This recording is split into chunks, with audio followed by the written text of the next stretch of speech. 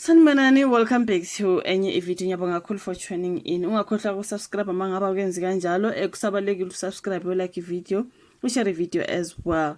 So kule video guys ngizothanda sibuyele odabeni lwesilo nodaba lolwa divorce ngoba basalokhu bebhalile istory ngayo le ndaba ye divorce. Ngiyacabanga ukuthi kusazokhulunywa ngayo kakhulu. Okay, so now ke ngenza ivideo before bekhulunywa ngokuthi bekhuluma ngesilo ukuthi le ndaba ye divorce ngathi imbeka esimini esithile emphakathini, you know, nasenje ebukhosini into ezikanjalo. So kulesi story ke I see a different one bekhuluma ngokuthi phela kuzomela naye ahambe ngezikhathi. Angithi kudala kwakudala, manje sekumanje. Ngibona kubhaliwe ke lapha na kayisolezwe bethi isilo sivunwa isikhathi ukuba sifake isehlukaniso. So lapha na bekhuluma ngokuthi ngathi kukhulunywa ukuthi akujwayelekile ukuthi inkosi idivorce. So lento yakhe yokuthi kuthiwe uyadivorce omunye wamakhosikazi wakhe lokho kuzombeka kuzokwenza ukuthi isikhundla sakhe sibe weak. Yona into ebibhali lapha ka Sunday Word kolunye udaba engeke ngakhuluma ngalo, bathi kuzokwenza ukuthi isikhundla sakhe sitekateke. So on this particular one bayasho ukuthi izikhathi zamanje azifani nezikhathi zakudala. Yona into abayibhala la ngasengithi so khona ke abathi yabona lenkosi indaba ye divorce. Kodwa kukhona bathi no man guys, kodwa kudala phela kwakudala, manje kumanje angazi ke khona lapho ukuthi okuyigwe kuphi.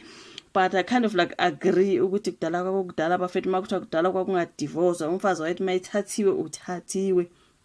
Wayethi mama ngabe mhlambe onile kuthiwa akhelwe umuzi ndaweni thize mhlambe ecele lapho kwasekhaya abeke lapho kuthiwe ke wena hlala la, wayengadivorcewa o mhlambe axoshwe into ekanjalo. Ngibona nje kuloko kukhulunywa bafethu. Mina ngithi I'm gonna come with videos. So ukuthi maphawula kungaphawula uthetha mina uphawula uthetha ababhalile.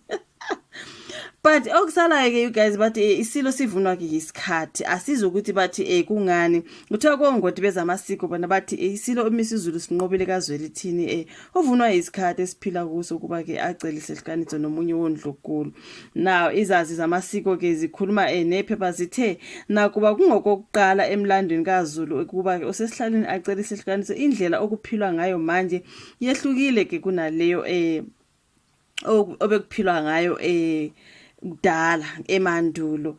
So now bathi imbube isanda kucela ukwehlukanisa nomunye wondlunkulu bayo, icele isicelo sifakwe enkantolo lapha yaseMgungundlovu. Esiceleni sesihlukanisa imbube ikhale ngokuthi umshado wayo ngeke usalungiseka, yaveza nokuthi sekuphele isikhathi esingaphezulu konyaka behlala ngokwehlukana nondlunkulu. Isilo sibuye sathi sizimisele ukukhipha isondlo sika 20,000 rands ngenyanga.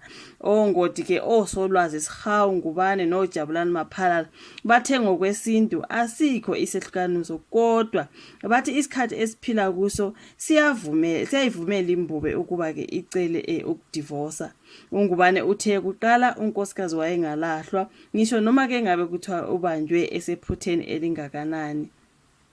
Uthi wayeyakhelwa ngaphandle komuzi aqhubeke nokukhulisa izingane ngoba lento yokuganisela ijulile. Uma owesifazane eyogana kukhona imikhuba eyenziwayo, akugcini nje ngokuthi kuhlanganiswe abasuke beganana kodwa kuyaye kuhlanganiswe nemindeni.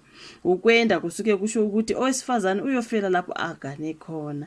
Ungubani uthele leso sikhathi ke sesadlula. So uyena ozwayo ukuthi imbiza imshisa kangakanani kufanele sihloniphe isinqumo sakhe, njengoba bekhuluma nje kuloko bajazwa ke ukuhlukana kwesilo. So uMaphalala uthe kuningi ke osokushintshile ezweni, wathi isilo asikwazi ukuphambana nesikhathi esiphila kusona. UMaphalala uthe izinto eziningi zaqala ukushintsha ngesikhathi uZulu unqotshwa amangisi nokwalandela ukushintsha ke kwedlela okwakuphilwa ngayo. Ingonyama ayikwazi ukusebenzisa imithetho eyayisebenza kudala.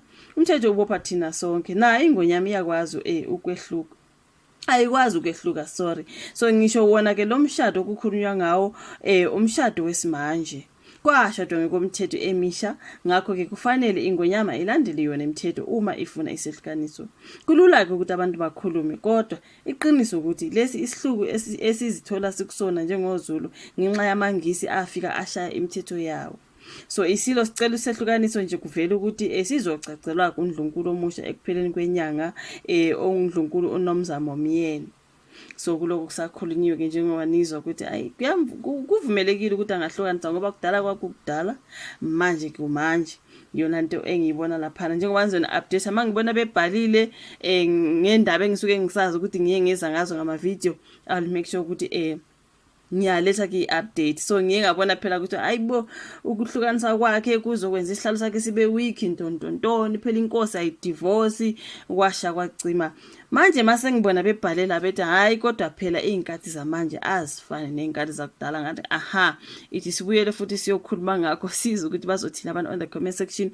Ushuvo lwakho uphawule ngalolu daba, ulike ivideo, subscribe, ushare, ungakhohlwa ufake i-notification bell on ngoba yona iyasiza ukuthi njalo uma ngi-uploadile ngibe usuyaba notified ukuthi sengilahlele ivideo usuyayibuka-ke. Thank you so much for uthando lwakho. Subscribe uma ngabe aka-subscribe, siphinde sibonane futhi kwenye ivideo.